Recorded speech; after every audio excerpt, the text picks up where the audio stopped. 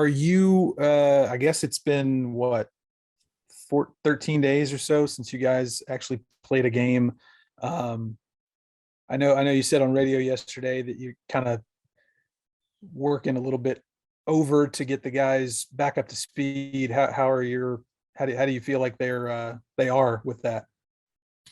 Um, I think for being off that long, I think we look pretty good as far as like understanding. They didn't forget what we were trying to do offensively. Defensively, we just put the schemes in yesterday, but overall, I mean, it looked like a team that's been off for a couple of weeks as far as conditioning, but as far as the mental side, they were locked in. With it being the AAC opener, does that concern you at all that you kind of have to jump right back into it? You don't get like you don't necessarily, you don't get like an Alabama State or something like that to kind of get your legs back under you? Yeah, it really kind of sucks to have to go right in right after you get off a COVID break, but that's life. Things are going to be thrown at you all the time that you have to adjust to and can't cry about it. But obviously, we wish we would have had the Tennessee game and the Alabama State game, and then went on a Christmas break and came back with a better rhythm. But we have to do what we have to do, and we have to go on the road at Tulane, and for them, they're coming off a COVID break as well, but they're at home.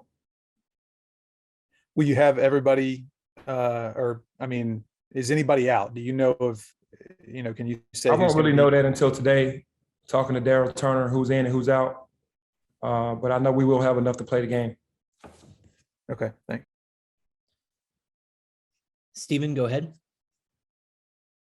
Hey, Penny, I was listening to the radio show last night. I know you say you thought the players kind of got a wake-up call from losing the Tennessee game. We got the AD letter that 11 guys were vaccinated. Can you tell us if anybody else has been vaccinated since then, or is it still just 11? I can just say the movement was in a positive direction after that happened in Nashville. I can say some players have been more active in that area, and that we're closer to our goal right now than where we were.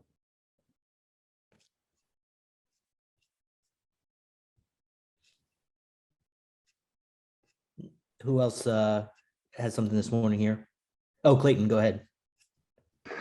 Hey, Penny. Just to go back to who's available, and when you have to check with Daryl, is that I know you had both injuries and COVID related issues. Is it questions on both of those fronts or just one of them? I think it could be questions on both of those fronts. I think Chandler Lawson's been out. Earl was out with a knee for the Alabama game, so we'll have to see how they feel, moving forward or whatever. And, that'll probably be a game time decision. Back to Jason. Is Imani in that group as well? I know there was a deal with like an injury deal with him as well. Is he going to be like, if he's available, will it, if he's unavailable, will it be injury related, I guess? I'm not, I wouldn't know, Jason. I'm not trying to beat around the bush, but I think his injury is much better now. We'll have to see how he feels when he gets to practice today and for the shoot around tomorrow. But as of right now, he's a go from what I can understand. Terry? Hey, Coach, what about a condition? I know you guys only been out off a week, but sometimes that week, can hurt your conditioning. How would the conditioning be for the guys for the game on tomorrow? It's going to be tough. I mean, even though you can do things in your house, it's not like running up and down the court. And you have that many days off, from any of us, from, doing our normal routine of running and getting up out of the house and getting up and down the court. And then you just sit around the house for like a week. It's always tough to come back out. But, that's part of what's going on right now with the pandemic. And that's what we have to do. I don't expect for us to be in great shape tomorrow, but I don't look for us to be out of shape. It's going to be some moments until they get their second win where we're going to look a little sluggish. And I'm hoping that we don't. But, and with having off 8 days of not running or doing anything, that's tough. Brian? Hey, Coach, since the Tennessee game, not asking for any names, but has anybody else tested positive since the Tennessee game? We had some situations, but I mean, I can't mention any names because it's just how it goes with the laws. I misspoke earlier in the week, but I can say that we have had in the building other positives for sure. Stephen?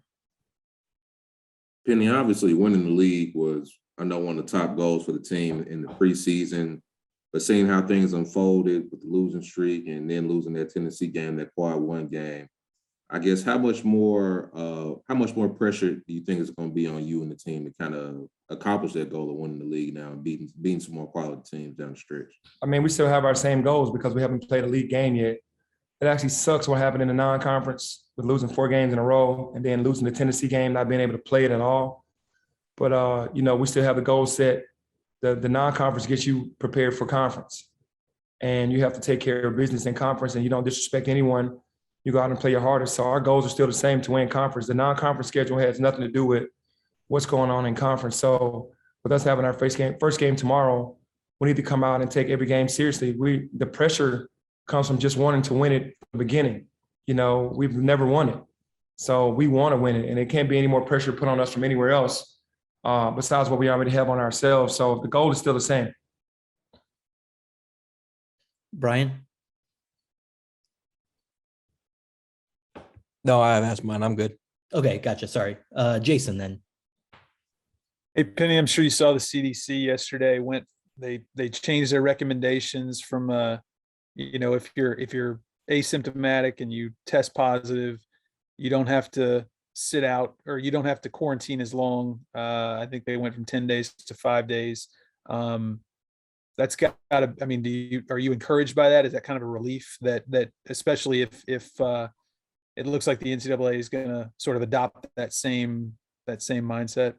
Yeah, I think that's, if the CDC is saying it, then that means a lot. I think that's just giving us the relief of saying that, you don't have to wait 2 weeks. I mean, 10 days is a very long time.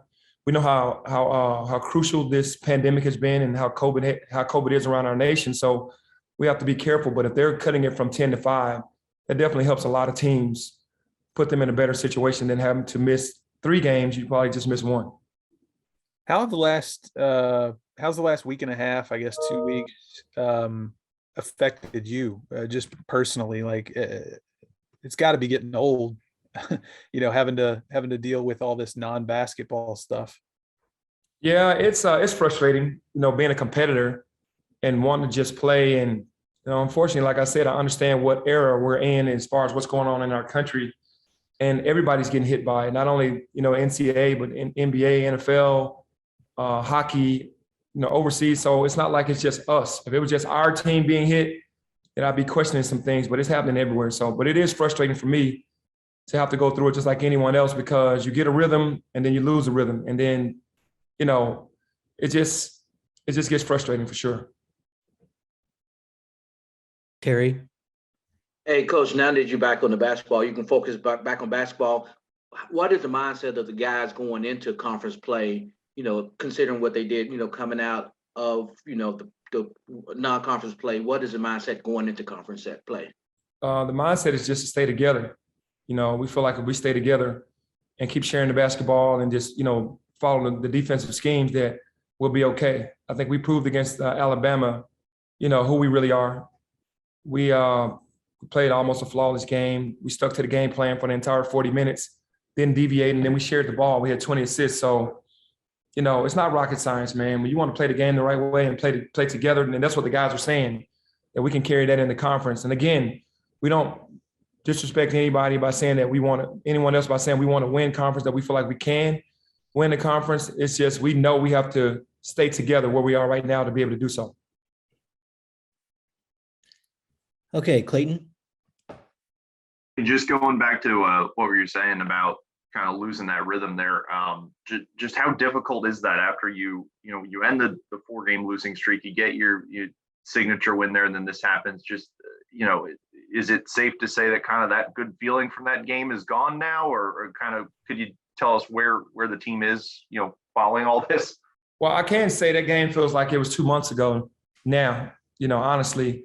But that feel of that game is definitely gone because that was that game. But the energy and the players, the staying together and everything, that's who we are. We're united. That's a part of our DNA, that family atmosphere. So as long as we have that, we can achieve anything. And I think the boys are there now, and I don't think they're going to look back. I think that they understood what happened in that 4-game losing streak.